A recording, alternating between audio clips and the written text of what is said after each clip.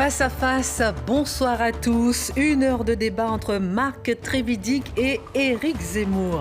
Alors bonsoir Marc Trévidic, bonsoir Éric Zemmour.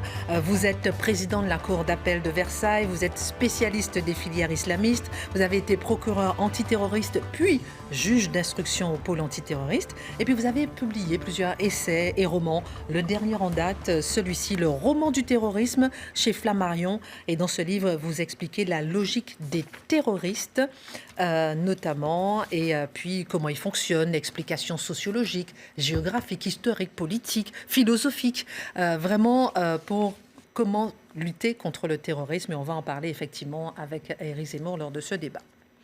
Première question, le projet de loi contre le séparatisme islamiste, finalement renommé projet de loi confortant les principes républicains, a été discuté donc ce mercredi en Conseil des ministres après de nombreuses tergiversations et polémiques. Est-ce qu'il fallait, selon vous, Marc Trévidic, garder le mot séparatisme ? Oui, je trouve que le terme séparatisme était assez clair finalement, parce qu'on est une nation française, donc il y a la notion de pacte social. Ça veut dire l'idée que ça ne marche que si on veut vivre ensemble. Donc je trouvais ça assez bien, finalement, l'idée de séparatisme. Pas forcément que lié à l'islam. Il peut y avoir des tendances séparatistes liées à d'autres religions parfois. Bon, enfin, on sait bien où est le problème aujourd'hui.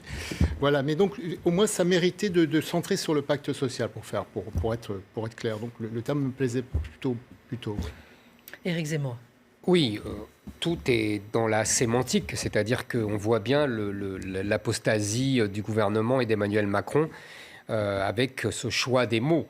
Au début, il fait un grand discours sur le séparatisme. Moi, je ne suis pas sûr que ça ne soit qu'un séparatisme, c'est-à-dire que c'est le séparatisme islamique qui se sépare, mais on va en parler, c'est dû à des différents facteurs, et les plus militants d'entre eux veulent conquérir la France, veulent islamiser la France. Donc c'est d'abord du séparatisme et puis de la conquête.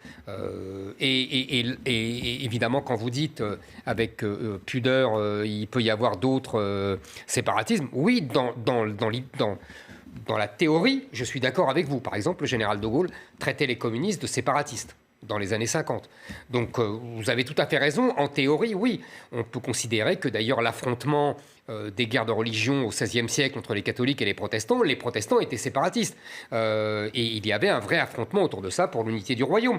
Donc vous avez raison sur les principes. Il n'y a pas que les musulmans ou l'islam qui se... Mais aujourd'hui, en 2020 et depuis une vingtaine ou une trentaine d'années, on voit bien que le seul sujet de séparatisme, c'est cet islam ou cet islamisme comme on veut. On va encore jouer sur les mots comme d'habitude. Mais en tout cas, on voit bien que le gouvernement a renoncé à plier les Gaules. Et je le disais déjà plusieurs fois, c'est à chaque fois la même chose. À chaque fois qu'il y a une catastrophe, un drame, un crime, un massacre, depuis 2012, depuis 2015, Bataclan, Charlie, etc., le gouvernement, qu'il soit de droite ou de gauche, montre ses muscles. Et puis derrière, il n'y a plus rien. Il n'y a plus rien parce qu'on ne veut pas voir les sujets qui fâchent vraiment. Et je pense qu'on va en parler tous les deux parce que je ne suis pas sûr qu'on soit d'accord là-dessus. Moi, je les ai synthétisés en trois, c'est-à-dire un, l'état de droit, qui nous empêche d'avoir une action vraiment efficace. Deux, le nombre, l'immigration. Et ça, le gouvernement ne veut pas en entendre parler. Et trois, l'islam, la spécificité islamique. Mais je vous dis, il y a 50 ans, on aurait eu la spécificité communiste. Mais aujourd'hui, je pense que c'est le troisième sujet. Voilà. Et comme on ne traite aucun des trois sujets, on est condamné à des queues de cerises, quoi. Oui, mais ça, c'est un peu logique. Il y a toujours un effet d'annonce. On parle beaucoup d'une loi qui va arriver sur le séparatisme. On peut être que déçu par le résultat des courses. D'abord parce qu'une loi n'est jamais qu'une loi. Ça veut dire que, grosso modo... Vous le savez très bien, il faut respecter des principes, par exemple l'égalité devant la loi. Donc on ne peut pas mettre le mot islamisme parce que ça veut dire qu'on exclut d'autres formes de fondamentalisme. Donc on serait bloqué juridiquement.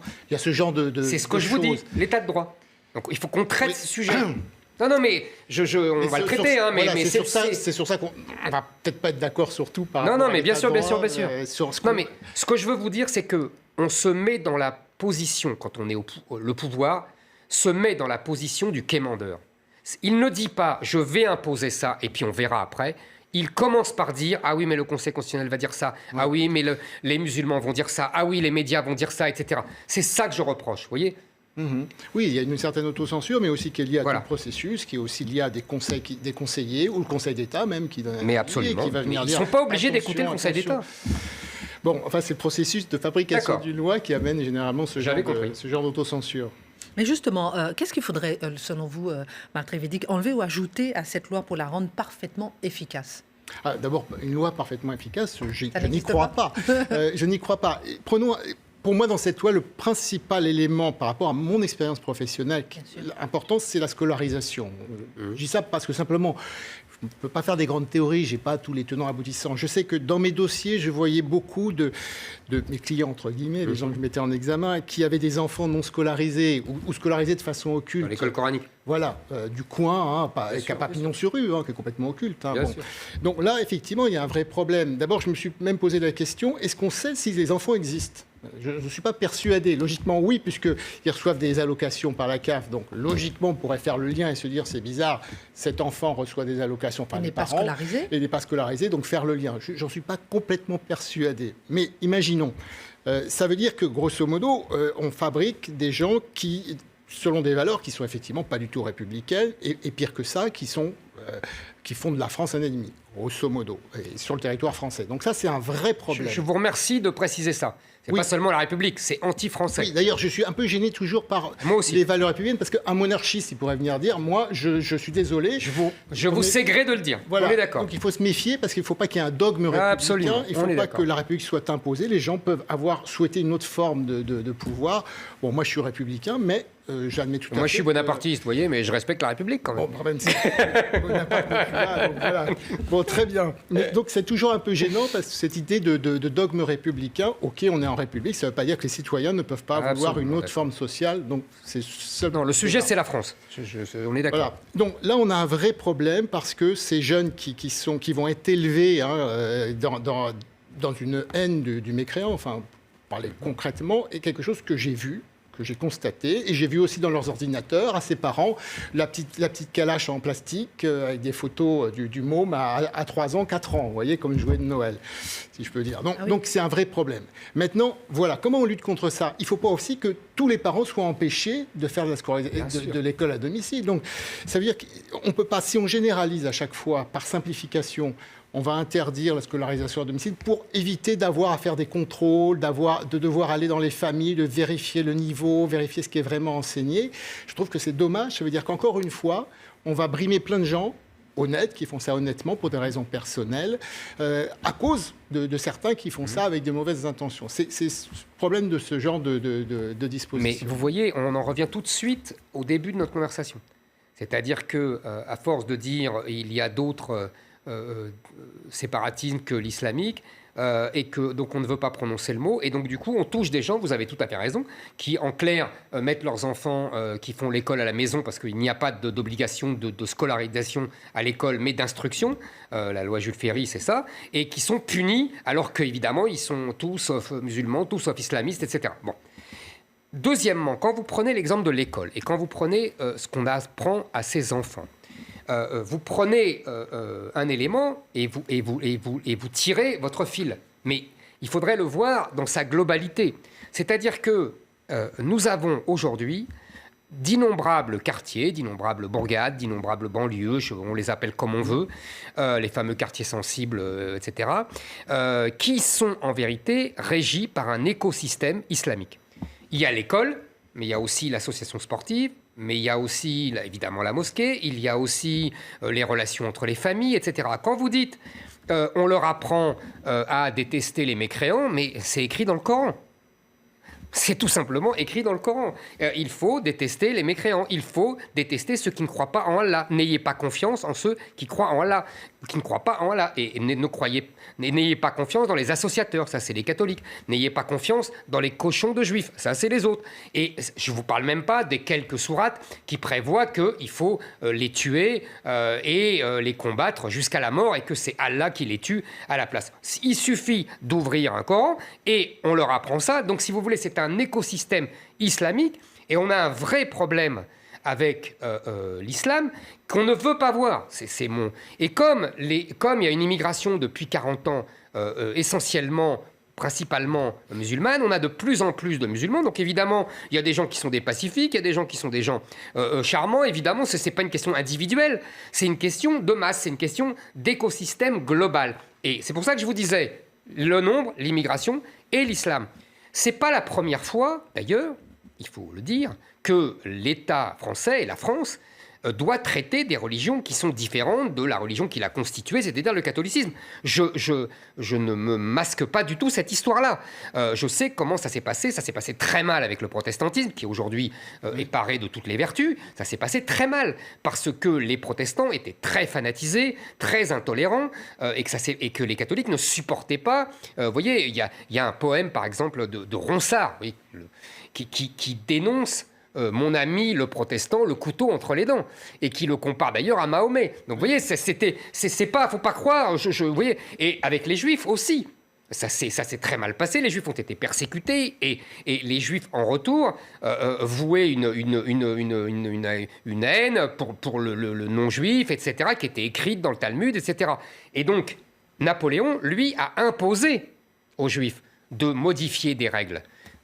Avec la laïcité, on ne peut pas imposer ça aux musulmans. Et en plus, aujourd'hui, dans l'époque, les musulmans n'en voudraient pas. Donc on a un vrai problème qui me paraît absolument inextricable. Marc Trévidic, qu'est-ce que vous pensez, comme dit Éric Zemmour, qu'il manque justement dans ce texte ce lien avec l'islam clairement et avec l'immigration?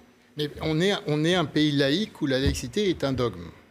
Clairement. Là, on parle de principe républicain, c'en est un chez nous. C'est pas vrai dans les autres pays européens autour. Bien sûr. Hein, et d'ailleurs, on voit bien que les imams, les positions, parce que j'ai été à une conférence d'imams européens, on voit bien qu'il y a pas ce blocage ailleurs qu'en France. En France, c'est vraiment le blocage. En France, on a le premier problème, qui est effectivement qu'on est en train de percevoir que quand on change de religion majoritaire, on change un peu de civilisation, si vous voulez. Hein. Je crois que c'est quelque chose qu'on n'avait pas complètement perçu, c'est-à-dire que la religion d'un pays, ça fait quand même un ADN quelque part. Bon, ça, c'est sûr. Voilà. Et donc, la neutralité de la laïcité française pose un problème, parce que ça veut dire la neutralité, si on est allé au fond des principes de la laïcité, neutralité de l'État, on laisse faire. Ça voudrait dire ça, de ce point de vue-là. Les Français, ce n'est pas leur point de vue, mais c'est la vérité de la loi française, de quelque chose sur la situation actuelle. Les Français ne veulent sans doute pas de neutralité par rapport à l'islam. Simplement, là où je ne rejoins pas Éric Zemmour, c'est que je pense que ce n'est pas l'islam en soi, que toute religion a des branches différentes, qu'il y a des gens chez les musulmans qui admettent qu'on peut interpréter le Coran, qu'on peut interpréter les hadiths par rapport à une situation présente et pas toujours être dans le passé, à l'époque où ça a été écrit ou dit. Ça existe aussi, ils ne sont pas tous littéralistes. Malheureusement, on a quelque part l'histoire à balayer, à laisser tomber ces écoles modérées de l'islam au profit d'un islam rigide qui a été boosté, il faut bien le dire, hein, par des pays qui avaient de l'argent pour le booster à partir des débuts des années 80. Donc on tombe toujours sur le même problème. Aujourd'hui, malheureusement, l'islam qui est attractif pour les jeunes et qui l'emporte, c'est un islam rigoriste. C'est pour ça qu'on a ce problème aujourd'hui qu'on n'avait pas au début, les premières générations qui venaient bosser dans une Renault, etc. Alors, d'abord, je suis tout à fait d'accord avec effectivement le début de l'analyse, c'est-à-dire que la religion implique une civilisation. C'est le mot de Malraux. Qu'est-ce qu'une civilisation? C'est tout ce qui est adossé à une religion. Tout ce qui s'agrège à une religion. C'est évident que nous sommes donc le produit de la civilisation chrétienne et évidemment la civilisation musulmane est une autre civilisation. Donc on ne change pas de civilisation. Il y a deux civilisations qui s'affrontent sur le même sol et c'est ça qui est dramatique et qui est gros de conflits et on va sans doute en parler, mais moi je pense que tout ce qu'on appelle les attentats terroristes, c'est d'abord cela. Deuxièmement, Vous nous dites, l'islam, ce n'est pas seulement cela, etc. Oui, il y a effectivement différentes écoles. Il y a les soufis qui sont beaucoup plus proches de la spiritualité à la chrétienne. Mais je voudrais vous dire deux choses. D'abord, vous connaissez la fameuse blague de Gabin dans Le Président, quand les députés lui disent il y a aussi des patrons de gauche, et qui dit oui, il y a aussi des poissons volants, mais ce n'est pas la majorité du genre.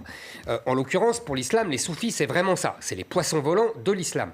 Et même dans la tradition soufie, je vous rappelle qu'il y a le djihad.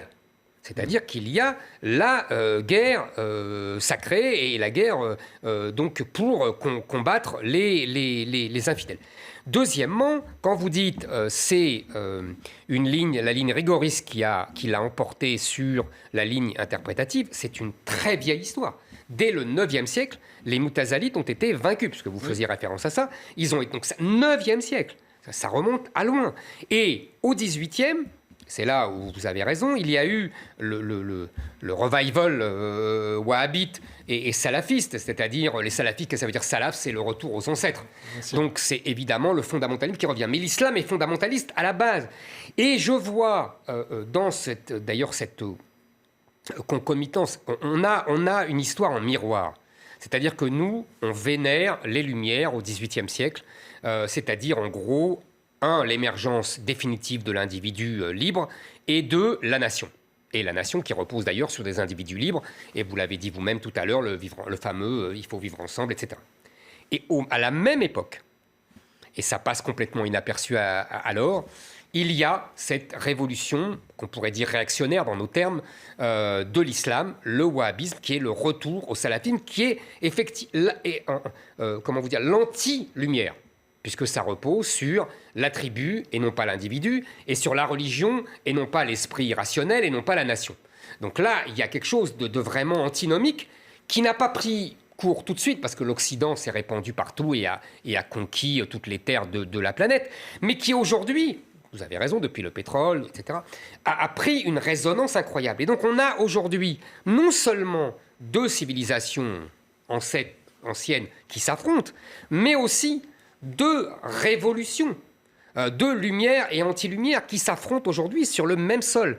Et c'est là que nous voyons que nous avons... Et moi, ça ne m'étonne pas, si vous voulez. Et c'est là que nous avons, on peut dire, c'est pas l'islam c'est autre chose et tout ça. Non, aujourd'hui, ce n'est pas autre chose, sauf des individus qui peuvent prendre des positions, je vous l'accorde volontiers, différentes. Mais dans les grands mouvements historiques, nous avons cette Europe et cette France nées des Lumières et cet islam qui est de plus en plus salafisé, wahhabisé et qui donc est l'anti-lumière. Oui, mais alors, une fois qu'on a dit ça, le problème, c'est quand on voit les modèles au moins européens, pour pas aller trop loin. Si on prend le modèle anglais et le modèle français, on sait très bien que le modèle anglais était plus... les communautés peuvent exister. La communauté pakistanaise à Londres ou ailleurs. Les Français, si on va essayer d'intégrer... Normalement, on voulait assimiler au départ. Assimiler. On a renoncé, mais c'était assimiler. Ah, mais c'est une autre discussion, vous êtes d'accord? Oui, tout à fait. C'est pas la même chose, assimiler et intégrer. Mais de toute façon, que ça soit en Grande-Bretagne ou chez nous, il y a eu une montée de l'islam radical de la même façon. Et du terrorisme de la même façon. Ce qui fait que les deux modèles européens qui s'affrontaient un tout petit peu ont donné exactement le même résultat. Donc, le problème, il est là. Quand on parle justement de laïcité, de français, on va essayer que tout le monde vive ensemble, d'intégrer, etc. Ou le système anglais, résultat des courses quelques années plus tard, il est identique. Donc, quel système on peut inventer en Europe à partir du moment où, en tout cas, les systèmes qui s'opposent n'ont pas de résultat par rapport à ce poussée de l'islam radical. Ce qui prouve bien que ce n'est pas le système français qui est en cause ou le système anglais qui est en cause. Ce qui prouve bien qu'il y a là une greffe qui ne prend pas, qui pourrait prendre pour des individus, mais qui, vous savez, qui ne peut pas prendre pour des masses, qui ne peut pas prendre pour des peuples. Le général de Gaulle disait, on intègre des individus, pas des peuples. Nous avons aujourd'hui des peuples qui sont rassemblés sur notre sol avec une civilisation différente et on ne pourra pas s'en sortir si vous voulez, si on ne sélectionne pas les individus qui pourront rester. J'ai déjà donné cet exemple, même pour les Italiens, qui sont les gens les plus proches, le grand historien Pierre Milza, qui fut mon maître à Sciences Po, avait fait une étude, et j'ai déjà donné ces chiffres. Il avait donné entre 1870 et 1940 3 millions d'Italiens. Il y a seulement 1 million qui est resté. Donc, même pour les Italiens qui sont évidemment les plus proches de nous, hein, c'est toujours la plaisanterie, vous savez, qu'est-ce qu'un Français, c'est un Italien de mauvaise humeur, ou qu'est-ce qu'un Italien, c'est un Français de bonne humeur. On voit bien que même là, on a fait un tri. Mais parce qu'avant, la République demandait l'assimilation, et l'assimilation c'est individuel, c'est une appropriation de l'histoire et des mœurs du pays où l'on s'installe, et non pas une simple intégration, qui est simplement une intégration économique ou le respect des lois. Moi, je demande le retour de l'assimilation et le tri, c'est-à-dire que ceux qui ne veulent pas s'assimiler s'en vont, ou alors on les renvoie. Mais il ne peut pas y avoir, si vous voulez, sinon ça ne marchera pas, et sinon on ira à un affrontement gravissime. Marc Trévidic, je laisse répondre sur le retour justement de l'assimilation et ensuite sur le droit au blasphème, le regard au niveau étranger. D'abord, le problème de l'assimilation, c'est que dans les jeunes musulmans sur le territoire français, il y en a plein qui sont français, on est bien d'accord. Donc de toute façon, la question n'est pas de les renvoyer où que ce soit. Il y a beaucoup de double nationalité.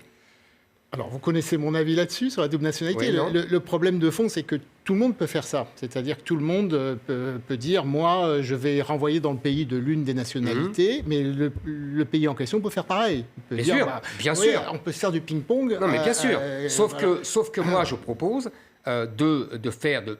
d'étendre la déchéance de nationalité pour tous les délinquants, et de commencer comme ça. Et donc là, à partir de ce moment-là, les délinquants ne seront plus français. Et on pourra les renvoyer en Algérie, au Maroc, en Tunisie. Mais s'ils font pareil, les Algériens, les Marocains, s'ils n'en veulent pas. Il faut, effectivement, vous avez raison, il faut un accord avec eux. Mais on a des moyens de pression quand même. Oui, mais c'est vrai. On les aide beaucoup. Imaginez un jeune qui est né en France, qui a grandi en France, qui a été fabriqué par la société française, même s'il a aussi la nationalité algérienne parce que ses parents sont algériens ou son père est algérien. Pourquoi l'Algérie nous reprendrait notre délinquant alors qu'il a grandi chez nous, il a délinqué chez nous? Il faut se mettre à leur place aussi. Oui, non, mais je suis d'accord. Ça demande une grosse négociation avec les pays d'origine. Je suis d'accord avec vous. Donc là, c'est pour l'éventuel renvoi de double nationalité. Oui. Et pour l'assimilation, votre regard? L'assimilation, on ne peut assimiler que des gens qui veulent s'assimiler. Voilà. Donc je peux pas. Qu'est-ce que vous dites? Je suis un peu bloqué. J'aime pas c'est trop ces termes-là. Mais si quelqu'un ne se sent pas français, ne veut pas adopter la culture française, comment voulez-vous l'assimiler envers et contre tout, contre sa volonté? Ça, c'est pas possible. Tout à fait d'accord. Donc il faut déjà voir ceux qui veulent vivre en France selon les règles françaises, effectivement. Non, mais il faudrait déjà, je l'ai déjà dit, il faudrait déjà arrêter les flux. C'est-à-dire ce que ne fait pas ce gouvernement, ce que ne fait pas cette loi, c'est bloquer les flux d'immigration qui sont énormes. On est, je le répète 100 fois, on est à 270 000 entrées légales, on est à 120 000 ou 130 000 ou même 160 000. Vous avez vu, l'Europe nous a rajouté statistiquement du droit d'asile et il y en a 90% qui ne partent jamais. On a entre 40 000 et 50 000 mineurs isolés. On a les enfants de ces entrées légales qui ne sont pas comptabilisés dans les 270 000, on arrive très vite à 500 000 par an. Donc, si vous voulez, c'est une ville, je ne sais pas moi, comme Bordeaux, au minimum. Donc, si déjà, et pourquoi on a ça? Parce qu'on ne maîtrise plus notre politique migratoire. Vous le savez très bien. C'est les immigrés qui décident de qui va venir. Il faut arrêter tout ça. Il faut bloquer. Et là, on en revient à notre discussion qu'on n'a pas eue pour l'instant sur le droit, sur l'état de droit. C'est-à-dire qu'aujourd'hui, la jurisprudence bénit cette situation et nous empêche de bloquer ce système. Il faut donc rompre avec cette conception de l'état de droit. La seule chose qui nous contraint, c'est vraiment le droit d'asile. Mais pas seulement. Et les 270 000 entrées légales qui sont regroupement familial, mariage, etc. Ça, c'est notre politique à nous, française, si vous voulez. Oui, mais je suis d'accord avec vous. C'est pas des principes supra-légaux, j'allais dire. Si. Le regroupement familial est un droit constitutionnel reconnu par le Conseil constitutionnel, par le Conseil d'État, etc. Donc il faut rompre ça. Celui-là, effectivement. Donc, après, le droit d'asile, c'est quand même un principe qui est quand même fort et qui me paraît difficile de balayer comme ça. Ça voudrait dire que 1000 personnes sur un bateau en Méditerranée, il faut les laisser couler ou les laisser au pays qui a le malheur faut les renvoyer. D'où ils viennent. Vous savez très bien que c'est pas à vous que je vais apprendre que tout ça est un système mafieux, avec des passeurs, avec des ONG, tout ce petit monde est complice. Donc si on dit qu'on ne prend plus personne, ça va se savoir et on les renvoie. La marine, ça sert à ça. C'est tout. Vous savez, moi je pense que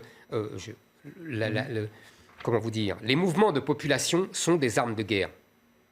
Donc on est en guerre, on vit une invasion, le terme employé par Valéry Giscard d'Estaing en 1991, l'invasion immigration. Donc, si vous voulez, je pense que c'est un acte de guerre. Donc, il faut répondre par des actes de guerre, c'est-à-dire on met notre marine pour bloquer ces arrivées sur nos côtes. Ce sont des actes agressifs, ce sont des actes qui ne doivent pas être supportés. Et c'est notre faiblesse. Il y a des pays qui se défendent très bien. Il n'y a pas de droit d'asile au Japon. C'est un pays démocratique. Des gestes agressifs de femmes, d'enfants, de pauvres gens, hein, quand même, grosso modo. Mais vous savez, non, mais voilà, je veux dire, mais vous avez raison parce qu'on joue de ça. Les médias jouent de ça. Mais les pauvres gens, vous savez, les soldats avant dans les guerres, c'était des pauvres gens aussi. Hein. Non, mais je ne dis pas contraire, mais il ne faut pas oublier le malheur que ça implique. Pour que tous ces gens-là veulent quitter leur pays, il y a quand même une dose de malheur. Ce n'est pas quelque chose, un choix délibéré, risquer sa peau aussi sur des petites barges, toutes ces économies. Alors, je sais bien que là, je peut-être fais de l'humanisme et qu'il y a des problèmes qui vont être de plus en plus importants en termes migratoires. Ça, tout le monde en a conscience. Il n'y a qu'à voir l'Afrique. Et ce que ça Vous avez vu les dernières études. Il y a des centaines de millions de gens qui veulent immigrer, et en particulier en Europe. Oui, non, si on continue dans l'humanisme, qui n'est en fait qu'un humanitarisme, parce que vous savez très bien aussi que c'est tout le village qui se cotise, vous savez très bien qu'il y a des pasteurs qui s'enrichissent, vous savez très bien que les gouvernements ferment les yeux, parce que c'est comme ça leur permet d'expédier leur trop-plein de population, parce qu'ils ont refusé de régler la démographie. Nous n'avons pas à être la poche de règlement des politiques non sérieuses en matière de démographie. Ils nous envoient leurs chômeurs, ils nous envoient leurs délinquants aussi parfois. Donc si vous voulez, on n'a pas à subir ça. C'est une agression, c'est un acte de guerre. Et nous avons des moyens de pression sur ces pays-là. C'est vrai, il y a ça, mais il y a aussi ceux qui viennent de zones de guerre et qui ont été chassés de leur pays. C'est pareil. Ils n'ont pas été chassés, ils sont partis. Oui, enfin, c'est ça ou mourir pour certains d'entre eux. Vu que la Syrie, ce que ça a pu donner. Et parfois, on n'est pas complètement en dehors du problème qui s'est posé. Mais on ne peut pas recueillir toute la misère du monde. Non, mais bien sûr, mais je veux dire... Plus, quand il y a eu des guerres en France, en 40, en 14, les Français ont souffert aussi, ils ne sont pas allés ailleurs. Excusez-moi. Alors, vous n'avez pas la même définition du terrorisme, du terroriste précisément. Comment vous pourriez, vous, décrire le terroriste ? D'abord, le terrorisme, il y a une définition légale. Bon, voilà, la définition légale, entreprise individuelle ou collective ayant pour but de troubler gravement l'ordre public par l'intimidation ou la terreur. Une fois qu'on a dit ça, c'est un peu flou, mais ça voulait dire quand même dans cette définition de 1986... Oui, que vous expliquez dans votre livre. Que c'était quelque chose d'organisé. Voilà, c'est une entreprise, c'est pas rien. Hein. On luttait contre du terrorisme d'État avec des groupes qui étaient sponsorisés, on en sait très bien. D'ailleurs, on en récupère un de temps en temps dans des vieux dossiers. Et voilà, donc tant mieux d'ailleurs. Mais bon, c'était quelque chose de très structuré.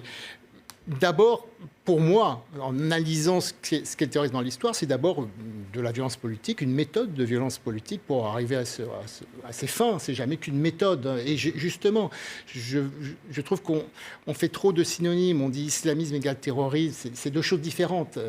On a un outil qui a été utilisé par des gens bien et des gens pas bien, selon la cause qu'ils défendaient, hein, comme on peut dire Begin. Les résistants en 40 pour les Allemands étaient des terroristes. Voilà. Donc le terrorisme est généralement l'arme du faible par rapport au fort. Si on est fort, on n'a pas besoin, on peut faire la guerre traditionnelle. Quand on est faible, dans l'histoire de l'humanité, on utilise de la violence asymétrique, voilà, comme dans mon livre Hassan Sabah, l'ordre des assassins, qui tuait des puissants pour qu'ils se soumettent à ses volontés. Les Espagnols contre Napoléon, Exactement. Donc, en fait, derrière ça, souvent, on confond, et c'est le problème de la France, hein, bien souvent, on confond terrorisme et islamisme, et c'est embêtant parce que du coup, on croit que quand on lutte contre le terrorisme, on lutte contre l'islamisme. C'est se leurrer. Pas quelques juges antiterroristes ou un parquet national antiterroriste qui va vous résoudre le problème de la montée en puissance d'une religion. Donc, qu'est-ce que vous voulez qu'on fasse ? À part arrêter des gens parce qu'ils posent des bombes, mais enfin, c'est le sommet de l'iceberg. Et c'est très gênant parce que ça a été ça pendant tout le temps. C'est terrorisme égale islamisme, donc on lutte contre le terrorisme, donc tout va bien, on fait des lois, on arrête des gens, on leur met des menottes. Mais non, c'est la cause défendue par un groupe qui utilise parfois le terrorisme ou pas. Parce que l'État islamique, ils ont aussi fait de la guerre traditionnelle. Quand ils ont attaqué Mossoul, etc., désolé, mais c'était de la guerre traditionnelle, c'était pas de la méthode terroriste. Donc, faut pas confondre les deux. Donc, c'est l'arme du faible, généralement, par rapport au fort, à des fins politiques, pour défendre une cause. Voilà comment je dirais, historiquement. Donc pour vous, après je laisse Éric Zemmour répondre, un individu isolé n'est pas forcément un terroriste. Il peut être très organisé, il peut avoir une entreprise individuelle organisée avec un but bien précis pour arriver à ses fins. Donc il peut être terroriste. L'organisation n'est pas propre à un groupe, ça peut être un individu avec, effectivement, en ayant un projet politique d'ensemble, hein. Mais c'est vouloir détruire un ordre établi pour en mettre un autre à la place. Donc, par exemple, détruire l'ordre français pour mettre la charia à la place. Alors, ça peut être ça. Mais ça... C'est ce que j'allais vous dire. Je ne suis pas d'accord avec votre... Oui. C'est pour moi, je vais aller... C'est pas que je ne suis pas d'accord d'ailleurs. Je m'exprime mal. Je vais aller plus loin si vous me permettez. Le terrorisme, c'est l'utilisation de la terreur à des fins politiques, quoi. Oui, tout à fait. D'accord là-dessus. C'est, je vous dis, pour les Allemands, les résistants étaient des terroristes. Pour le gouvernement français dans les années 50, le FLN était des terroristes. Ils mettaient d'ailleurs des bombes dans les cinémas, etc. Les futurs Israéliens étaient des terroristes contre l'occupant anglais en 1947 et les Palestiniens leur ont rendu l'appareil en étant des terroristes dans les années 70. C'est effectivement, on utilise la terreur dans un but politique. D'accord, là on est d'accord. Là, je n'appelle pas ça du terrorisme, moi, du tout. J'appelle ça le djihad. C'est-à-dire qu'ils appliquent les règles coraniques et ils appliquent même les règles juridiques, c'est-à-dire qu'ils punissent ceux qui ont transgressé la règle, qui ont insulté le prophète, etc. On l'a vu avec Charlie, on l'a vu au Bataclan, on l'a vu là avec le pauvre professeur Samuel Paty.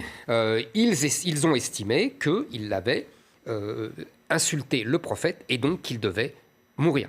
C'est pas du terrorisme, c'est déjà l'application de la charia parce qu'ils estiment que la France devient de plus en plus une terre d'islam. C'est pas à bout que je vais apprendre que le Coran divise le monde entre terre de guerre et terre d'islam, Dar el-Islam, oui, tout à fait. Et que nous sommes une terre de guerre et que donc il faut de plus en plus l'islamiser et donc comme il y a de plus en plus de musulmans, qu'il y a de plus en plus de mosquées et que chaque mosquée signifie que c'est une terre d'islam qui est en dessous, donc c'est une prise de guerre. Et donc, évidemment, on applique la charia. Moi, je pense que ce n'est pas autre chose. Et je vais même plus loin. Quand vous dites, vous avez tout à fait raison, et j'imagine votre solitude. Et vraiment, je compatis sans ironie aucune quand on vous dit ah ben voilà, on t'a mis juge, et puis maintenant, tu vas te débrouiller, juge terroriste, et puis tu vas nous arrêter tout ça. Moi, je vais même plus loin. Je pense que ce djihad-là n'est pas le seul, et qu'il commence avec ce qu'on appelle, terme français, la délinquance. C'est-à-dire que la délinquance, les vols, les viols, les meurtres qui se sont multipliés depuis 40 ans avec cette immigration venue du sud, de l'autre côté de la Méditerranée, c'est du djihad pour moi. Parce que ça a pour objectif, non pas premier, parce que vous savez, je pense que la plupart de ces gens ne savent pas l'histoire qu'ils font, pour paraphraser Raymond Aron, mais en tout cas, le résultat, c'est qu'ils ont chassé les infidèles de territoires de plus en plus étendus par leur violence, par leur vol. Et donc c'est aussi du djihad. Alors on ne laisse pas non plus passer quand même le lien entre immigration, délinquance, terrorisme, etc. Mais pourtant, ma chère Christine... Oui, c'est le lien que vous faites. Je vous ai dit, c'est mon histoire de poupée russe. Oui, j'ai bien compris. Et à chaque fois que vous sortez l'histoire de Pompidou, parce que je dis toujours qu'il ne faut pas faire le lien. Mais je comprends, parce que vous avez raison. Parce que soyons c'est pas précis. Systématique. Voilà, ça ne veut pas dire que tous... Voilà. Évidemment, je suis d'accord. C'est pas systématique. On aimerait beaucoup vous entendre là-dessus, sur le regard d'Éric Zemmour. Oui, non, je ne peux pas généraliser la notion non, mais personne ne généralise. Non, mais de djihad de cette façon-là. Mais un délinquant. Non, mais un délinquant, d'abord, les délinquants qu'on a en face de nous qui connaissent absolument pas leur religion, en tout cas leur religion de naissance, entre parenthèses, qui vivent de façon tout aussi mécréante que moi, j'allais dire. C'est-à-dire buvant de l'alcool, fumant, je fume plus, ceci dit. Mais peu importe. C'est bien. Enchanté. Mais donc, qu'ont des rapports avec d'autres femmes, etc., ils n'ont pas l'impression de faire le djihad quand ils cassent une vitrine de magasin pour prendre un téléphone portable. Hein. Par contre, effectivement, ça l'ensemble participe d'un délitement social et de coups donnés à l'ordre public. Mais ça ne veut pas dire qu'on peut tout qualifier de djihad. C'est une notion quand même assez religieuse et c'est aller un peu trop loin de bien sûr, ça. Bien sûr. Il faut quand même... le djihad, à la base, c'est quand même de se défendre ou alors de conquérir des territoires pour imposer le véritable islam. Si on pouvait... Alors, très intéressant ça parce qu'on on me le dit souvent et vous avez raison, je comprends l'argument qui est de dire ces jeunes délinquants pensent surtout à s'acheter des belles chaussures, une belle casquette, à avoir des jolies femmes, etc. Je suis tout à fait d'accord avec vous. Et vous avez tout à fait raison, c'est pour ça que je vous ai dit tout à l'heure, c'est pour ça que j'ai cité la fameuse phrase de Raymond Aron, l'homme fait l'histoire mais ne sait pas l'histoire qu'il font.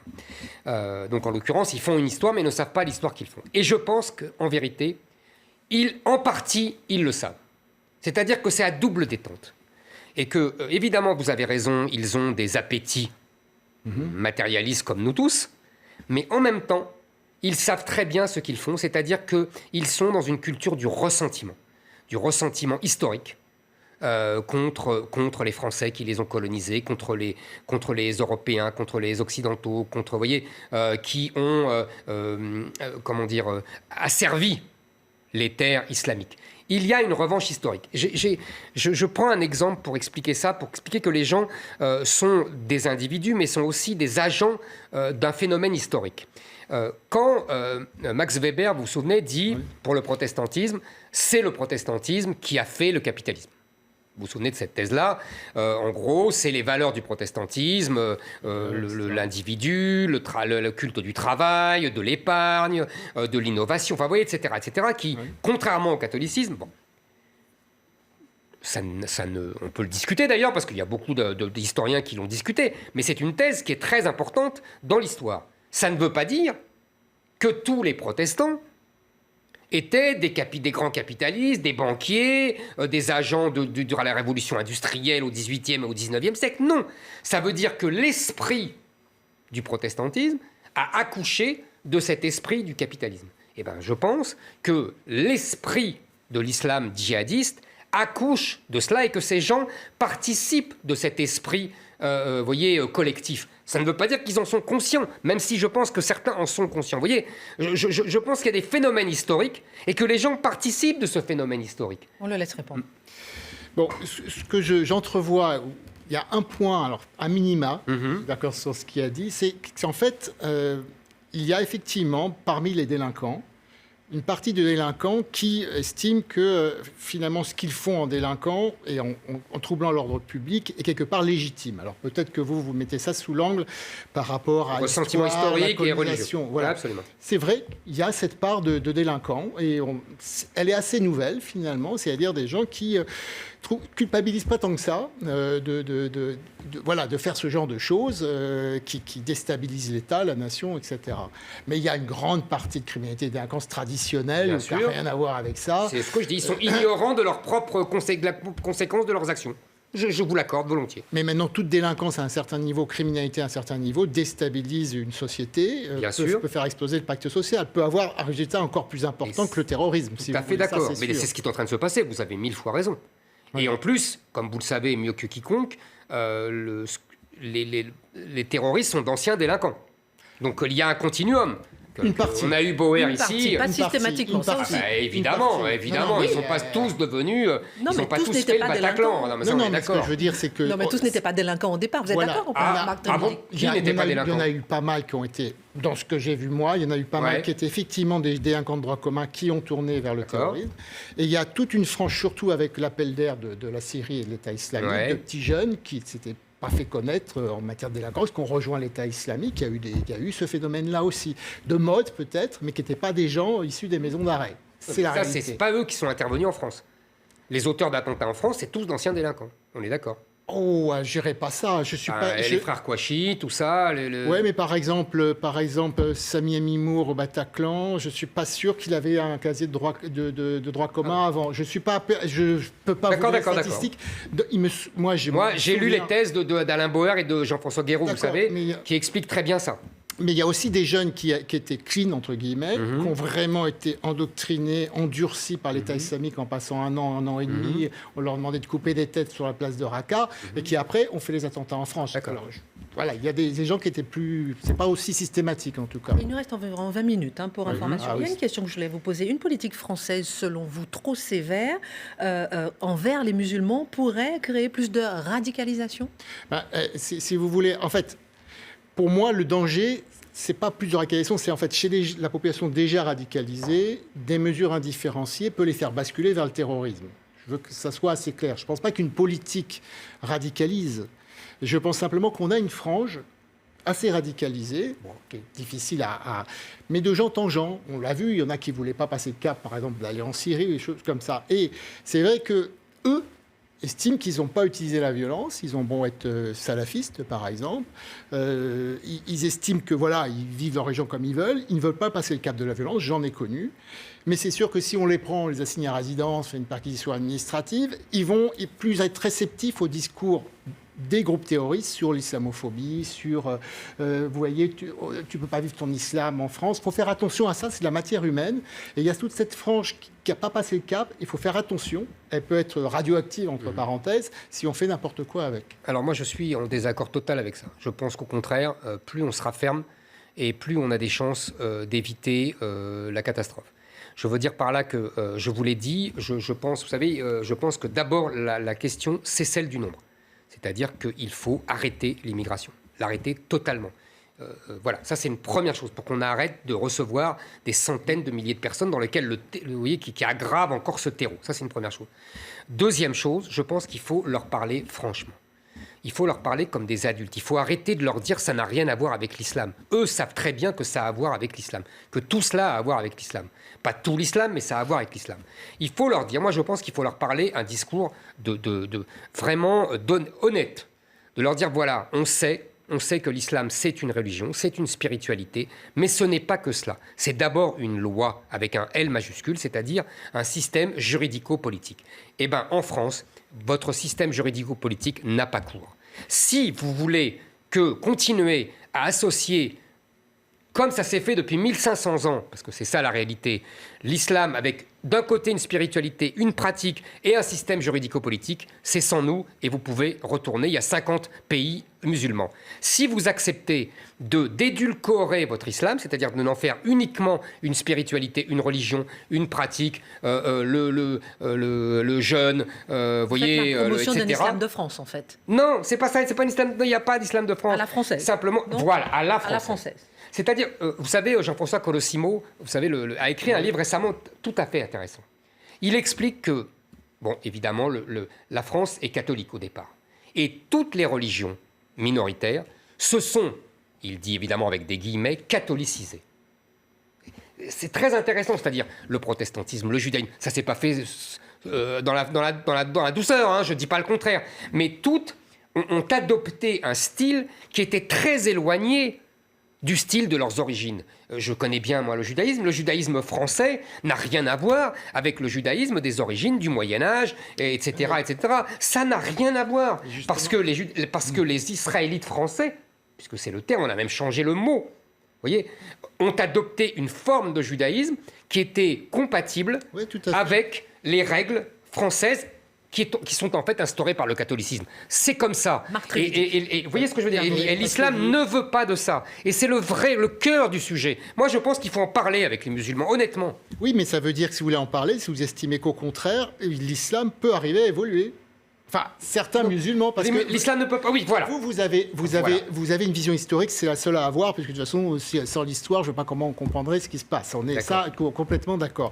Et vous le dites vous-même, la France s'est bâtie, c'est une nation qui s'est bâtie sur du conflit, des luttes, etc. Absolument. Enfin, vous l'avez écrit. C'est le pays des guerres civiles, la France. Ok. Donc on sait très bien que ça s'est bâti comme ça. Et pourtant, on a réussi à constituer une nation malgré ses religions et ses influences différentes, ses conflits. Parce que. Et pourquoi l'islam, on n'y arriverait pas, voilà. Mais parce que. Je vais vous dire pourquoi. C'est très simple. Parce qu'on a la rencontre, ce que j'appelle la nitrate et la glycérine. Vous savez, le nitroglycérine, ça fait la bombe. Ça fait un prix Nobel, quand même. La nitrate, qu'est-ce que c'est? C'est la lâcheté de nos gouvernants et le fait que nos élites ont renoncé au principe même de l'assimilation, qui imposait ce que je viens de dire à toutes les vagues d'immigration. Et de l'autre, on a l'islam qui s'est rebâti dans la modernité sur le fondamentalisme. Et donc qui est revenu vraiment aux origines, c'est-à-dire justement ce que je viens de dire, c'est-à-dire un système juridico-politique et pas seulement une spiritualité et pas seulement une pratique. Donc là, il y a un conflit, mais implacable. Et il y a l'ajout entre des élites occidentales et françaises d'une lâcheté insigne et d'une ignorance insigne, parce qu'ils ne comprennent rien à tout ça. Et d'autre part, un islam qui ne veut pas s'assimiler, qui ne veut pas se soumettre aux règles auxquelles se sont soumises les autres religions minoritaires. Je vais vous donner un exemple symbolique. Vous aurez remarqué que tous les temples et toutes les synagogues sont derrière des murs d'immeubles. Pourquoi ? C'était une obligation au XIXe siècle. Oui. Le gouvernement, qu'il soit Napoléon III, qu'il soit la République, exigeait de ces temples-là qu'ils se mettent derrière un immeuble pour ne pas... La discrétion. Exactement. Oui, je prends un exemple folklorique, parce qu'en fait on s'en moque, mais c'est symbolique. Et vous verrez, les mosquées, elles ne sont pas derrière des immeubles. Parce que d'abord, les musulmans ne veulent pas, et nos gouvernements ne l'exigent plus. Hein. Je vous dis, c'est le nitro et la glycérine. Hein. Il n'y a pas une seule responsabilité. Hein. Alors je laisse répondre ensuite deux autres questions pour les 15 minutes sur l'état de droit et... Voilà, ce qui est vrai, c'est que le fossé entre la société française et l'islam s'est creusé. Exactement. À une certaine époque, ça c'était... Dans les années 30, oui. Il y avait d'abord, on le voit dans les mais vous avez raison, parce que les musulmans considéraient que la modernité, c'était la France. Voilà, on est bien. C'était vrai dans les pays musulmans aussi. Pardon, excusez-moi. Pays musulmans aussi, en Égypte, etc. Il n'y avait pas de femmes voilées. Il faut voir la fameuse vidéo de Nasser, qui se moque des femmes voilées. Exactement. Donc on peut dire que... Donc c'est une phase de l'histoire. Et moi, je ne veux pas être pessimiste. Je pense qu'on peut arriver à faire quelque chose et à un rapprochement de nouveau.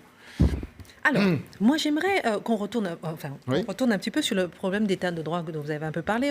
En France, Éric Dupond-Moretti, par exemple, il ne cesse de secouer la magistrature depuis sa nomination au gouvernement, en voulant, par exemple, réformer l'école de la magistrature, accélérer les procédures de jugement pour les mineurs, ou encore permettre de filmer les procès. Éric Dupond-Moretti, selon vous, est-ce qu'il va trop loin, trop fort ? Est-ce que c'est la vengeance des avocats contre les magistrats ?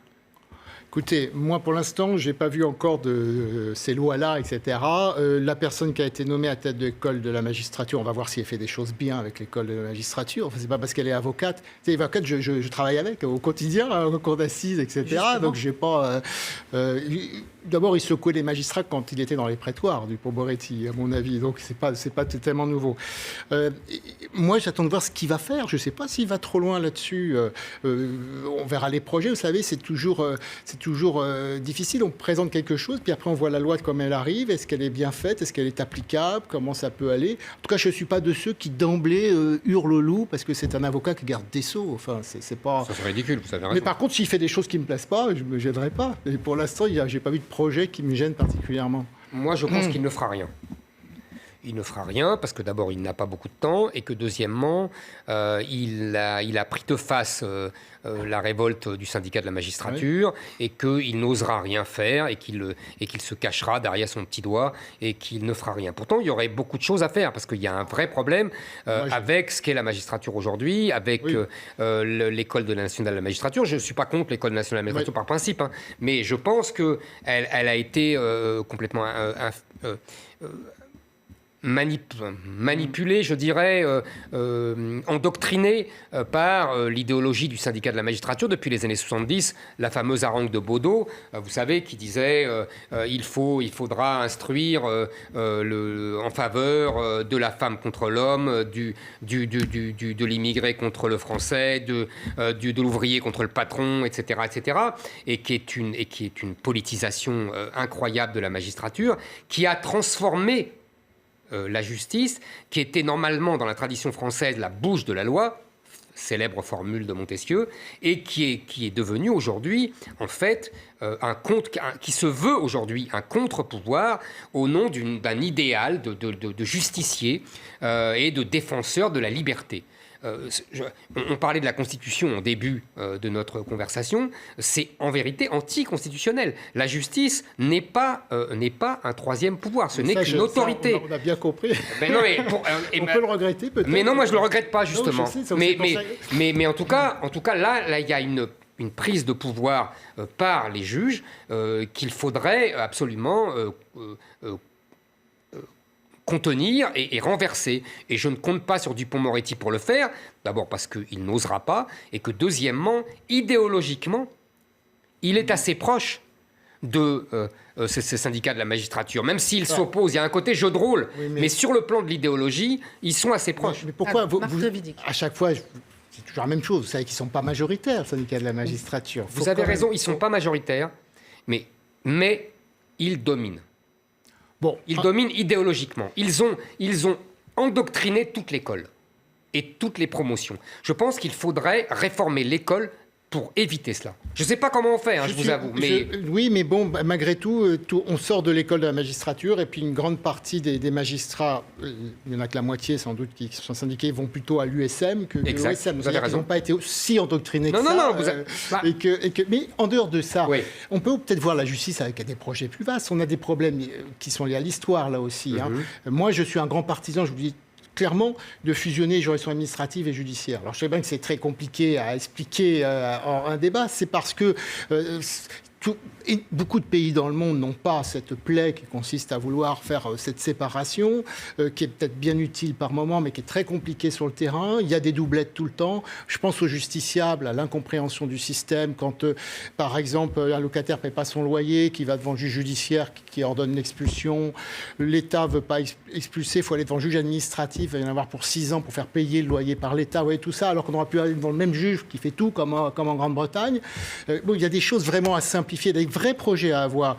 Mais maintenant, historiquement, les Français, depuis la monarchie, se méfient des juges. Il faut être honnête. Mais pourquoi ? Il faudrait le dire aux gens. Parce qu'ils ont quand même contribué à renverser la monarchie et que c'est la Révolution qui a dit « plus jamais ça, vous ne referez pas le même coup ». On fait l'histoire. Dieu nous garde de l'équité des parlements. Alors, voilà. Dieu nous garde de l'équité des parlements, pourquoi ? Pourquoi cette phrase ? Les parlements de justice. Pourquoi cette phrase ? C'est parce que les juges avaient le droit, entre guillemets, de juger en équité et pas par rapport à la loi. D'ailleurs, en Grande-Bretagne, il y avait les écoutilles courtes à la même époque. Ils en ont abusé, c'est-à-dire ils écartaient des lois, des ordonnances royales, qui étaient progressistes d'ailleurs. Absolument.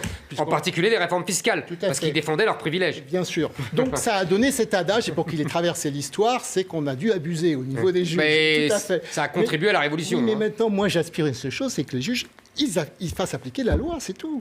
Et pas plus. Mais vous savez bien que ce n'est pas le cas.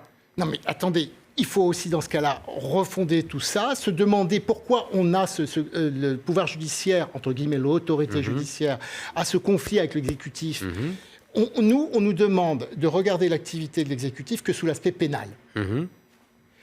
Les juridictions administratives regardent la légalité des règlements, des arrêtés, etc. Cette dichotomie nous oblige, nous, pratiquement dans le contrôle qu'on a de l'exécutif, des agents publics, à être sur l'aspect le plus conflictuel qu'est le pénal. D'ailleurs, ce problème-là. Comprenez que s'il y avait un seul corps judiciaire, on aurait une vue plus globale de l'activité administrative, mais aussi pour nous, une richesse qui nous permettrait de comprendre mieux les difficultés aussi de l'action administrative, etc. Je vous dis, pour moi, c'est quelque chose d'essentiel. Personne ne veut discuter de ces choses-là. C'est vrai. Moi, ça fait 32 ans que je suis magistrat, j'en suis arrivé à ce constat. En plus, c'est un peu vache parce que généralement, on voit comment sont mieux traités ceux qui sortent de l'ENA, qui sont en juridiction administrative que nous. Très franchement. Ils ont passé un concours plus difficile que le vôtre. D'accord, ok, mais c'est pas pour autant que... c'est très français ma réflexion, je reconnais. Parce que là aussi, on pourrait dire que on n'est pas les seuls petits poids dans ce cas-là sur la balance. Mais bon. Non, mais alors, c'est intéressant cette discussion parce que c'est une vieille querelle. Moi, je suis par principe contre ce que vous dites. C'est-à-dire que je pense qu'il y a une spécificité du droit administratif français. Je pense parce que justement, c'est le propre de l'État français qui a formé la nation française et qui donc doit être davantage protégé et ne pas être dans la main de la magistrature judiciaire. Maintenant, il y a un problème, c'est que ce que j'ai dénoncé dans la magistrature, c'est-à-dire cette idéologie du justicier et cette idéologie du défenseur de la liberté et du contre-pouvoir, et non pas la bouche de la loi, a été transmise comme un virus aux juridictions administratives et jusqu'au Conseil d'État, qui se prend maintenant pour le grand défenseur de la liberté, et plus tellement, sauf... pour le Covid. Là, ils ont retrouvé leur rôle de protecteur de l'autorité de l'État et du pouvoir de l'État et du pouvoir extraordinaire de l'État. Parce qu'ils sont âgés, donc ils ont un peu peur. Ça doit être ça. Non, mais il y a des jeunes conseillers d'État, mais c'est pas eux qui décident, on est d'accord. Mais effectivement, là, on se pose des questions. Mais sur le principe, moi, je pense que votre fusion contribuerait encore davantage à la banalisation de l'État en France. Et que je considère, mais je peux me tromper, on souffre depuis 30 ans plutôt d'une banalisation de l'action de l'État que l'inverse. Vous voyez, par exemple, cette histoire de Covid, depuis le début, je dis, et vraiment, Édouard Philippe a confirmé mon intuition, puisqu'il l'a avoué, toutes les décisions qui sont prises par ce gouvernement sont hantées par le risque pénal des ministres et du Premier ministre. Ce n'est pas normal. Ça veut dire qu'on ne peut plus avoir une gestion de l'intérêt commun, de l'intérêt général, et qu'on est toujours sous les fourches caudines des juges. Ce n'est pas normal. De la Cour de justice de la République, là, pour le coup. Oui, mais c'est les juges qui vont instruire les plaintes et tout ça. Vous avez vu les perquisitions et tout ça. Qu'est-ce que vous répondez justement sur cette prise de pouvoir par les juges qu'il faut dénoncer tout le temps Éric Zemmour. Et après, j'ai une dernière question. J'ai quand même du mal à parler de prise de pouvoir par les juges. Quand on voit dans quelles conditions les juges bossent, alors je sais bien qu'on parle d'affaires et que ça peut donner une vision un tout petit peu particulière, mais enfin, dans le quotidien, si vous voulez, c'est quand même, ce sont des juges qui sont dans une situation dramatique où il faut des mois pour rendre telle décision. Et les Français, d'ailleurs, on parle que du pénal, mais il faut être clair. Quand on voit des salariés ou des employeurs qui attendent 4 ans, 5 ans de décision de conseil de prud'homme, je ne parle même pas dans le droit de la famille. Donc comment voulez-vous qu'il y ait un État fort sans justice forte? Oui, je suis tout à fait d'accord. Le problème, c'est que le leurre en France, c'est de dire je veux un État fort et on ne veut jamais de justice forte. Non, mais ça, vous avez 1000 fois raison. Là, je voyais le côté par rapport aux politiques et à l'État. Maintenant, par rapport aux citoyens, alors là, c'est un autre problème. C'est que tous les policiers vous le diront, les juges ne condamnent pas, les juges condamnent en fonction des places de prison. Vous savez bien. Je veux dire, là, il y a un problème majeur, c'est que l'explosion de la délinquance, malgré les dénégations des uns et des autres, et de Dupond-Moretti, qui parle, comme dans les années 80, de sentiments d'insécurité, tout ça, les Français ont balayé ça depuis longtemps, ils vivent avec la réalité, et la principale cause, c'est que les juges ne condamnent pas assez, et ne punissent pas assez. Et donc tout est laissé comme ça à l'abandon, tout le travail des policiers est ruiné par cette attitude judiciaire. Mais bouge de la loi. Alors, étant bouge de la loi, je vais vous dire, toutes les lois qu'on nous a faites pour qu'on ne soit pas répressif, je peux vous en faire un listing. Vous avez raison. Total. Et les dernières de mars, où il faut vraiment, pour mettre en prison, il faut vraiment justifier que c'est la seule solution, qu'il n'y a aucune autre peine. Donc là, si on est bouge de la loi, désolé, on va l'être, mais bouge de la loi, on ne peut pas aujourd'hui être très répressif en étant bouge de la loi. Mais parce qu'on n'a eu que des Taubira, des Dupond-Moretti, etc. Alors, on est tout à fait d'accord. Il nous reste 3 minutes pour terminer avec une dernière question. Face aux menaces que font peser certaines mesures d'exception, comme l'état d'urgence ou bien les mesures sanitaires, un régime parlementaire pourrait-il être la solution pour mieux garantir la préservation des libertés individuelles? Alors, en clair, faut-il supprimer le président de la République pendant je ne l'aurais pas mis en lien avec le problème des libertés individuelles. Le problème que j'ai, moi, en tant que citoyen, c'est qu'à chaque fois, à chaque élection présidentielle, on a l'impression, on en fait quelqu'un qui va nous sauver, la figure de proue, on est toujours déçus, puisqu'il n'a pas tous ces pouvoirs-là, évidemment. Et on veut faire croire que tout dépend de lui, tous les pouvoirs dépendent de lui, et dans la fonction publique, on le voit bien, et dans la magistrature, d'ailleurs, c'est vrai en grande partie. Les nominations, les trucs comme ça, à tel point d'ailleurs qu'un ancien président de la République s'étonne qu'on lui reproche de donner des coups de main alors qu'il faisait que ça comme président de la République, puisqu'il avait le droit de le faire. Si vous voulez, on est dans un système où tout découle du président. Et en plus, on a fait le quinquennat. Donc on a confondu complètement le truc, c'est-à-dire qu'on en fait un chef de l'exécutif tout seul. Moi je constate qu'il y en a deux, il y a lui et le Premier ministre, dans ce cas-là il en faut qu'un parce que c'est de la gabegie d'argent, je ne vois pas pourquoi on devrait payer pour 2 chefs de l'exécutif alors qu'il y a le quinquennat. Quand il y a le septennat, c'est une autre paire de manches, on est bien d'accord. Bon, en Europe il y a des régimes parlementaires, ils y arrivent, Merkel elle y arrive, elle est là depuis longtemps. Elle n'a pas besoin d'un président de la République au-dessus d'elle pour. Elle l'a, mais il inaugure les chrysanthèmes. C'est ça que je voulais dire. On est d'accord. Un président. Non, on est d'accord. J'ai compris. Présidentiel. Donc il faut qu'on choisisse au bout d'un moment. Là, ça sert à quoi ce truc 5 ans, c'est en même temps Premier ministre. Chacun a ses conseillers. Moi, j'ai vu comment ça a fonctionné aussi de l'intérieur. C'est incroyable. Conseiller dans tous les domaines, mais c'est vrai pour le Premier ministre, c'est vrai pour le président. Et puis j'ai vu quand je faisais des choses un peu hors normes, les conseillers politiques sur Rwanda, les trucs, il y en avait partout. Donc franchement, il faut simplifier. Alors, soit on revient à un septennat, on sépare la fonction du président du truc temporel, soit je ne vois pas pourquoi on n'irait pas à un régime parlementaire. Alors là, je vous suis sur la fin. Moi, j'ai voté contre le quinquennat. Oui. Voilà, j'étais pour le septennat et je pense que c'était effectivement la bonne mesure et que c'était effectivement cohérent, là vous avez raison, avec les institutions de la Ve République, qui se voulait monarchie républicaine. Oui. Donc c'est ça le but du général de Gaulle et de Michel Debré. Ils veulent faire une monarchie républicaine. Pourquoi ? C'est ça, parce qu'on est français, et on n'est pas allemand, et on n'est pas anglais. C'est-à-dire qu'on a essayé le régime parlementaire, et ça a été une catastrophe. C'est devenu du régime d'assemblée, avec une surpuissance de l'Assemblée et des gouvernements qui changeaient tout le temps et des parlementaires qui gouvernaient à la place et des gouvernants et finalement d'ailleurs des technocrates qui gouvernaient aussi, vous savez, ça ne donne pas de la Ve République. Mais moi je pense d'abord que c'est beaucoup plus démocratique, que le président de la République, au moins il est élu par le peuple, que d'abord vous n'enlèverez pas l'élection du suffrage universel du président de la République parce que les Français veulent la conserver. Mais là où vous avez raison, c'est qu'il y a un décalage entre l'attente qui est faite, l'attente qui est énorme par rapport au président, mais parce que, d'abord, il y a la tradition française de l'homme providentiel, Napoléon, De Gaulle, etc. Et il y a aussi l'esprit de la Ve République. Sauf que, depuis les années 80, les années 90, on a renié son pouvoir. C'est-à-dire qu'il y a eu l'Europe qui a pris des compétences de souveraineté. Il y a eu la décentralisation qui a tiré vers le bas. Il y a eu surtout ce que je dis souvent, c'est-à-dire l'émergence d'une société des individus qui considèrent que l'État est à leur service, donc un changement des mentalités, alors que c'était eux qui étaient auparavant au service de l'État et de la France.